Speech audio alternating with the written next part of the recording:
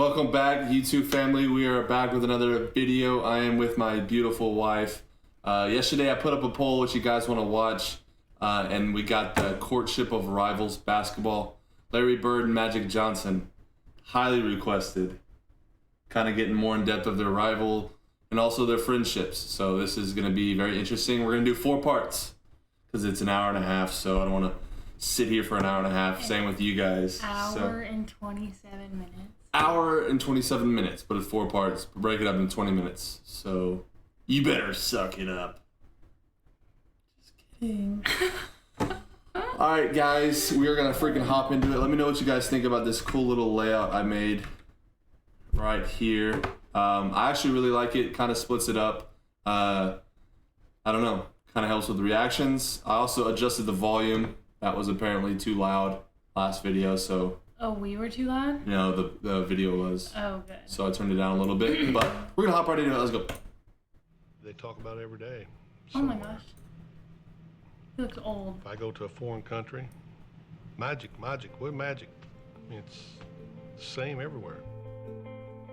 Well, I'm excited. He's triggered. Yeah, he's like, gosh, get me away from this guy.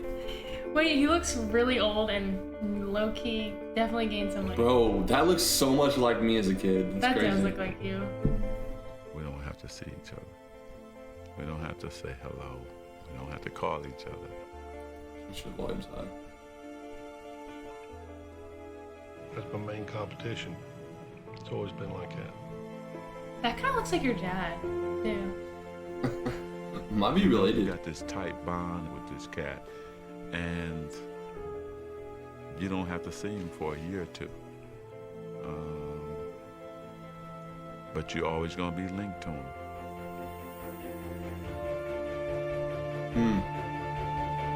It's so funny. They're both older and We got this connection. Wiser. It's never gonna be Bigger. broken. I mean, right to our graves. They'll be talking about this 100 years from now. Well, it's been 20 years and we're still talking about it. 100 years. Oh, I bet. Come on. Have faith.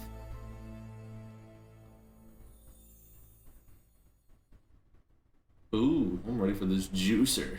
It all Michigan began State. here in Salt Lake City, Utah, on the night of March 26, 1979. Oh, It was look the at that. NCAA championship. Indiana State versus He went Michigan to State. Indiana State, Larry Bird. A game that still ranks as the highest-rated college final ever on television. Wow. A game that's now remembered as a prologue to a rivalry I forgot that when I just went transformed the to sport. Michigan State. And They played in the intertwined two legacies. championship before even getting pro? That's crazy. But on that actually. night, March 26, 1979, the Big first time Justin Magic Moore. Johnson and Jeez. Larry Bird ever went That was a head-to-head good on a one. basketball court. They were simply two young men trying to win a very big ball game. Both number It's probably the 33. biggest game I'll ever play in my life, and I just feel like, you know, I'm representing not only myself, my team, but we're representing our school and our town, Terre Haute. Well, it's a dream come true, really, for me. I won the state They're title both back in my 33. home state, and then my next accomplishment was going to the NCAA and playing in a game like tonight in the finals. They were two I'm dead. stars They're like, this is the drawn together biggest by the game I'll ever cosmos to play. compete. Not quite. Little Only do they one of know. them had been groomed for the spotlight. In his case, it Kind of seemed looks like Michael I Jackson. think his upbringing in East As a Lansing kid. really put that smile on his face in the beginning, and it never came off. Born August 14th, 1959, Chunky, baby. Irvin Johnson grew up in Lansing, the gritty industrial capital city of Michigan. Raised under this little roof, he was one of Christine and Irvin Johnson Sr.'s 10 kids. Christine was a 10 school custodian, while Irvin Sr. worked 2 jobs nearly around the clock. My father, he got up Nice, early every Billy. morning, 6 o'clock or so, and he went to work on his trash hauling truck every single day. Around noon, he would come home, catch a nap, and then he worked for General Motors for 30 years. And he won an award for never being late and never missed a day. As a youngster, that's Irvin crazy. displayed his own strong work ethic on the blacktop. I was out there all day long. Before we went to school, the bus leave at 7:30. I was out there at 6:30 working on my game. My mother sometimes had to bring me food or she would have one of my brothers and sisters go get that boy so he could eat something. From a very young age, Irvin knew what he wanted to do. He had it all planned out. My dreams were to play in the NBA and become a businessman. The first neighborhood basketball powerhouse, Sexton High. I knew the players, I knew the tradition. I wanted to be a part of that. And it was on the west side of town, which was at that time predominantly black. It's an interesting name. But when Lansing, like many cities in the mid-70s, began Sexton busting High. the desegregated school system, Irvin's journey took an unexpected detour to a predominantly white school across town. My first day at Everett High School was my first time I really had to understand there was a race problem. Nobody white would speak to anybody black, and nobody black would speak to anybody white. A lot of racial tension, a lot of fights, rioting. They didn't want minorities there. He kind of shrugged it Almost off. like Steve Basically, Harvey, his too. attitude was, okay, well. Steve Harvey had a I'll mean overcome fro. this. Whenever there was any racial problems, the principal would get Urban and go talk to these kids. How much taller he is. Big hands, calm down, just calm down. He'd break up fights. Talk with his friends, tell him, So you know, big. we can't fight about everything. Let's just chill, let's play basketball. And there was no dispute over Irvin Johnson's ability to play ball. His They talent got, was they got so the great tank top that jerseys. soon I after don't his like varsity those. debut, a local reporter, dazzled by his exploits, gave the budding star a nickname. In the he beginning, got it in I thought high it was school? foolish and dumb. You know, I didn't know nothing about a nickname. Then what happened was, you start saying, wait a minute, it fits my game. Hanging out with my boys on the street corners, we used to sing Those Temptation hats. songs. They started saying, hey man, Magic, that's cool. And then people on the street start saying, hey Magic. And I said, Yeah. He's like, I like It works it. with him, though. He bought into it, and Magic. Sounds I think better he than felt he Irvin. had to kind of live up to that name. I bet that reporter And I who must say called that he him did. Magic is like so Oh, yeah. excited. Like, he literally named him. The more attention he got, you know, he wanted attention from anybody he could get it from. Yeah, it does. I really love the game, and I just want to win. Hey. Gets it over and back, and he jams it through. Irvin Johnson. Irvin loved to dress.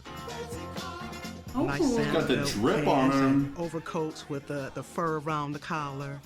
Always had to have Yeah, he his loves afro the blown attention. out. He Killed had him. to look the Well, part, not the play the prom. part. Irvin was the first guy to have a posse. He not only had a posse of a lot of black kids, he had a lot of white kids and hanging around him. some of my white friends was Larry like, Bird Jr. hey man, we're having a kegger tonight, won't you come on by? And I said, what's a kegger? So he said, well, what it is, we get this big keg of beer, and you just go for it. Okay, well, what time does the kegger start? Because regular party time in our neighborhood is 10, 11 o'clock. The kegger starts at 7. I said, the party starts at 7 o'clock? And I said, okay, man, I'm gonna come to the kegger. We had a good time. The music was kind of bad, but we had a good time, you know. His This senior man year, ended racism. Johnson did at Everett what he had planned to do at Sexton, win the state championship. And when it came to choosing a college, he decided to stay where the love would be assured. Look at all those home people. in Lansing. Next year, I will be attending Michigan State University. Wow, so he was famous like from high school. At That's MSU, crazy. Magic's star quickly went national. But atop the college game, he soon discovered a certain presence beside him. Stop. Larry Bird looks so The first time I saw Larry Bird was actually in a magazine. Saw his stats. Sports Illustrated? That's what it looked Blown away like. That's by crazy. his stats. Look at that. Sports Looks like someone put something on his head. Sports and Illustrated flat. cover is a little bit different That's these always days. the mindset of black players if he's a great white player. In 1978, after his Kentucky? freshman year, Magic would quickly find out. When both he and Bird were chosen to play for Team USA. Look at that hair. Oh He's my got gosh, the. literally from the beginning. They would They put both have Larry furs. Bird and I on the same team together to scrimmage, right? It was blowing my mind because he's dominating Jack Givens, player of the year in college basketball. Larry Bird is eating him alive. I couldn't wait to call home to tell my boys, man, this dude named Larry Bird is for real. This is the Still got them passes all the I've ever time. seen in my life. Well, I thought he was very good. There's no question about it. I thought he's probably the best guard on the team. Irvin Johnson, look at that. Oh! That's a tough pass. We didn't get to play a lot, but you could tell. I think our first game was in Kentucky. We got about a 10, 12-point lead. Man, they put us in, went to 25, 30, just that fast. Dang. They were So problems. the first time they played together, they weren't really rivals. They were like on the same team. Look at these refs' uniforms. They're in full like put us back in. tuxedos. And Johnson. The show started again. When you play with Magic, there's just something about it. You want to make that extra pass. You want to get that rebound and start to break. There it goes. Full court. We came down a couple times. I go behind my back, no look to him. He no look back to me, and I'm laying it up. I'm saying, What? Here's that last play. Magic Johnson going in, drops off. I'm gonna dunk it. Let me get back to you. You got it. No, you got it. It's hot potato. This guy got game. They had some wonderful moments on the court, but they probably spoke to each other 4, maybe 5 times during that entire time period, and it was more like, hello, how are you this morning, Larry? I'm good, Magic. What'd you have for breakfast? Don't remember. Have a nice day. But such curtness was hardly strange coming from Larry Bird, who was not only one of college basketball's best players, but also its biggest enigma. I think he was a mystery to the extent that he wanted to be a mystery. He didn't enjoy doing interviews. He didn't go out of his way to do them. He wasn't particularly good at them. He was kind of like, hey, this is who I am. You want to know who I am? Watch the game. That's who I am. I start to read materials that looks like a farmer. are quiet and you don't enjoy He talking looks like to he wants newspaper to die. people. Well, He does not want to be there. Newspaper people, there's people that try to push you. You know, there's people try to get things out of you. Things don't even pertain to basketball, and them are the type of people I like to stay away from. He didn't want people talking about his Who family. is this? He didn't His want mom? his mother to No, have to this deal is with just that, a or his reporter, I siblings to think. have to deal with that. She You looks got to like Larry remember Bird. where Larry came from. She had all white people look like Larry Bird, huh? No, she has the same hair as him. 2 or 3 room house on a railroad track. Their family probably lived on $50 a week. He was raised tough. Larry Joe Bird grew up in southern Indiana, in the twin towns of French Lick and So West they Bay. both stayed home. The Valley, They both as grew locals up like call it, kind of was poor. a tough working-class Stayed area. in their Tiny state and for remote, college. it was one of the poorest places in the state. I didn't know that people made millions of dollars. I didn't know that everybody had a family car. I was in my own cocoon. I was in a small town with the people I knew, and I thought I'd live there for the rest of my life. Arriving Pearl Harbor Day 1956, Larry was the 4th of 6 kids born to Georgia and Joe Bird. Both got a lot of kids. Yeah. Early on, he and his older brothers Siblings, earned a not kids. reputation around the valley. We were always considered troublemakers. We're either The fighting brownies right now. amongst ourselves or Look at him. we're either fighting Sorry, we had to get the amongst brownies out of the oven. ourselves or there was always one of us fighting Fresh somebody. brownies. Fresh brownies. Larry was always one that kind of He instigated. looks so much like me as a kid. It's crazy. If I really get my does. brother in a You fight should, with like, somebody his age, I was put some happy as pictures hell. of you. 'Cause I like to see him get beat up, and Find that's just him. the way it was. I have them. If I got in a scrape with some kid, and my brothers didn't come to my side, they knew that when he got home, my dad was gonna whip him. Larry and my dad were best of friends. They done everything together. Aww. My dad would go out to my grandma's house. Larry would always go with him. They'd go fishing, do a lot of things together. But Joe Bird also had a darker side, stemming from a traumatic tour of duty in Korea. Larry remembers waking up in the middle of the night hearing his father's blood-curdling screams from the nightmares he had had from the war. Dang. What happened to his father in the war affected his entire life. He was never able to quite get rid of whatever those demons were. A talented get footage craftsman, out there. Joe Bird struggled to hold steady jobs. You think that was And even him? when he was working, I don't know. his demons know. would, on occasion, drive him to the bottle. There were times when Joe went out with the guys and had a few beers and the wages didn't come home that night. And that didn't happen every day. It happened once in a while, but when money is as tight as it was for the Birds, once in a while was a major problem for their family. My mom sometimes worked late, and sometimes she had 2 jobs, but that's the way it was. I worked at school during my lunch hours. Worked at the local grocery store, put up hay in the summer. I mean, if you wanted money, you had to get it on your own. To young Larry, actions spoke louder than words. Very privileged today. He was very quiet, kind of hung to himself a little bit. I saw Larry take an F in an English class because he had to get up in front of his peers and give a speech. So I won't do it. But he just could not get up in front of his friends and talk. I would not think Larry was like that. Of course, next thing you know, when he knew it was time for all of us together at the gymnasium, well, there he'd be. The minute he'd get a basketball in his hand, things were totally different. I was just gonna say, it's like he's like so shy, but then he gets on the basketball court and he's like a whole new person. Yeah, like that was like his, obviously that was his outlet for life and for even like in his personality. Yeah. Basketball was just, it came to me, seemed like easy. I didn't have the quickness, I didn't have jumping ability. I just thought the game out. By his senior year at Springs Valley High, Larry Bird had sprouted into a star. But Bird was from the Valley, hardly a hotbed of talent, mutton chops big-time right there. world of Indiana hoops. The first thing they say, well, they don't play nobody down there. He's from French Lick. They don't play nobody. I think that put a chip on his shoulder, always having to prove who he was and how good he was. He was good enough for Indiana University's Bobby Knight to come calling late his senior year. Bob Knight? He played for Bob Knight? I didn't know that. Couldn't have been prouder. He was this insane coach. Their local hero was heading 60 miles north to play ball for one of the best college teams in the land. Indiana State. Once I got to IU, it didn't take long to realize that I was out of my cocoon. I had over 30-some thousand students. That I didn't have the funds. First week and a half, I thought, man, this ain't gonna work. He left after 24 days. Wow. Let my mother down. She didn't talk to me for 2 months. But it didn't matter what other people said. To this day, I don't care. Wow. Wait, he quit? Apparently. Back in French Lick, Bird took to working for the city, hauling trash and painting park benches. Meanwhile, by that winter, his father's demons had taken him to an even darker place.